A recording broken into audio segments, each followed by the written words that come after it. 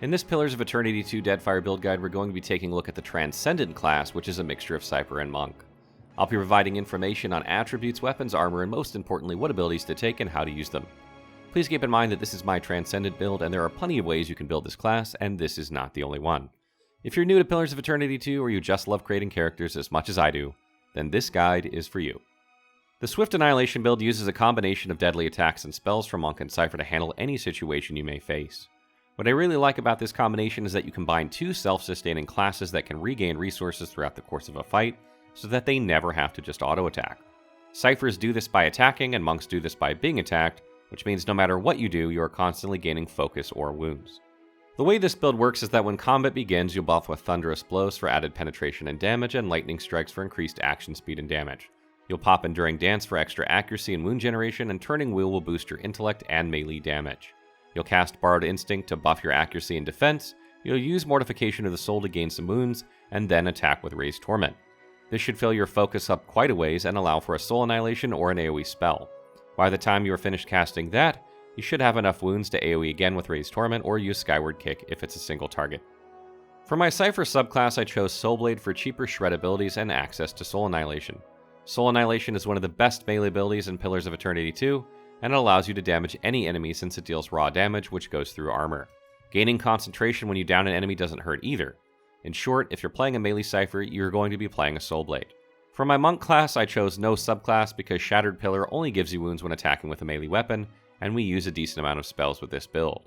I would have preferred Hellwalker, but honestly you spend your wounds so fast I don't really see the point.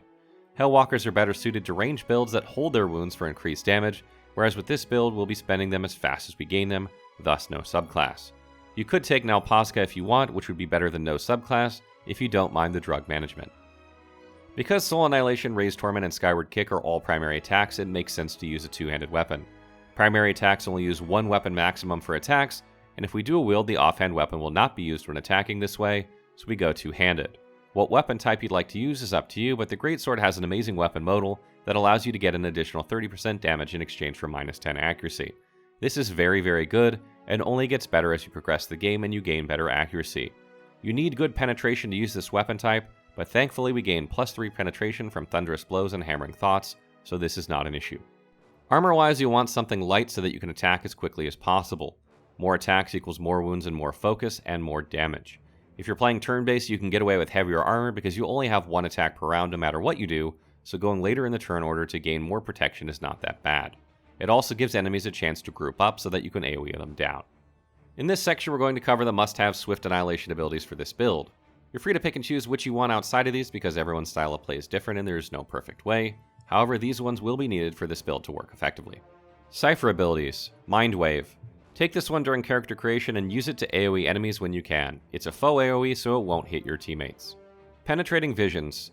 This passive gives you extra penetration with Cypher spells. Though most Cypher spells have high penetration or simply don't need it, it's not a bad way to spend 1 point and helps with the damage of Mind Wave. Iron Will. This passive will offset the loss in will from low resolve, so it's worth picking up. Draining Whip. Take this upgrade of Soul Whip to get more focus when attacking to always make sure that we have enough. It helps to charge up Soul Annihilation quickly, and plus 10% damage from Biting Whip is not that much. Silent Scream. This ability does raw damage on the target as well as stuns it and deals raw damage to enemies around it. Raw damage cannot be resisted, so this is a great ability. Hammering Thoughts. This passive increases your penetration with all weapons, which is insanely good. This can really up your damage when facing highly armored enemies. Borrowed Instinct. This ability is a great way to gain improved accuracy when the fight begins. You can never have enough accuracy, especially if you're taking a penalty using Savage Attack on the Greatsword. The Empty Soul. This ability increases your Cypher spell accuracy by plus 10, which is a lot. Take this one when you can because you'll need all the accuracy you can with this build. Amplified Wave. Another AoE spell that knocks enemies on their ass. You need to cast it on a party member, so make sure your tank has got solid engagement on a few enemies before casting. Disintegration. This spell deals a ton of raw damage over time to an enemy, which helps kill more difficult enemies with large health pools and high armor and resistances. Monk abilities. Swift Strikes. Take this one during character creation to speed up your casting and attacking. Later we'll upgrade it to Lightning Strikes for increased damage. Lesser Wounds. This will allow you to build up wounds faster, which allows you to spend them faster. This becomes much more important later on once you have Rooting Pain. Two-Handed Style. This will increase your damage when using the Greatsword, which is great. Lightning Strikes. This upgrade gives you an additional 15% shock damage when attacking with a weapon. This is a lot because it's added after all other calculations.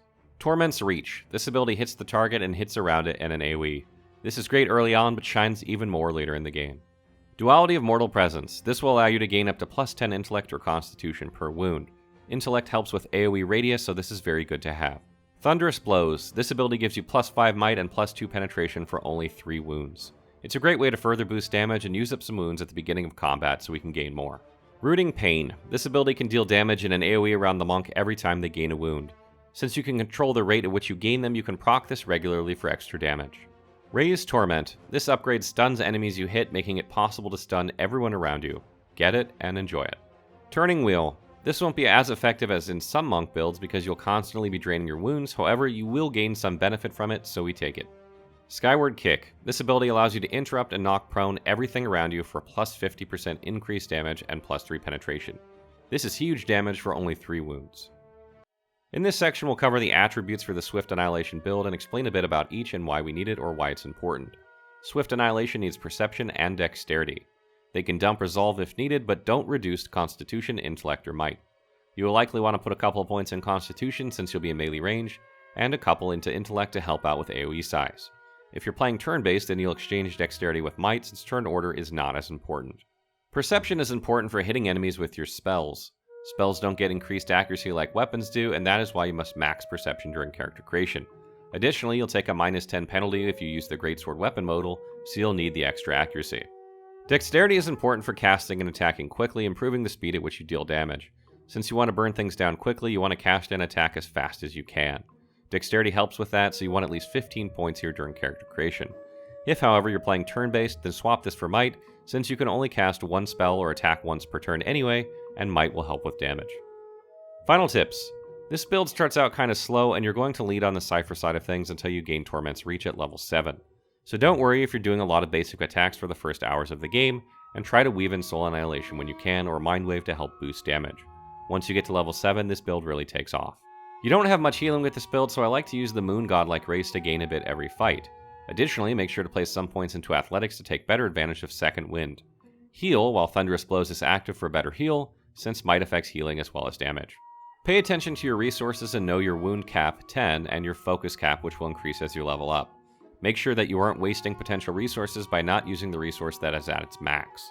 You can't gain more wounds or focus if they're at cap, so be sure to spend them. Lastly, make sure to use Mortification of the Soul when you need a few more wounds. Because you need to take damage to gain wounds, sometimes enemies just aren't attacking you, and this is a great way to gain some wounds in order to use Raised Torment if you need to. Just keep an eye on your health so that you don't die when using it. Stay tuned for more Pillars of Eternity 2 builds as we celebrate the Ultimate Edition launch on PS4 and Xbox One.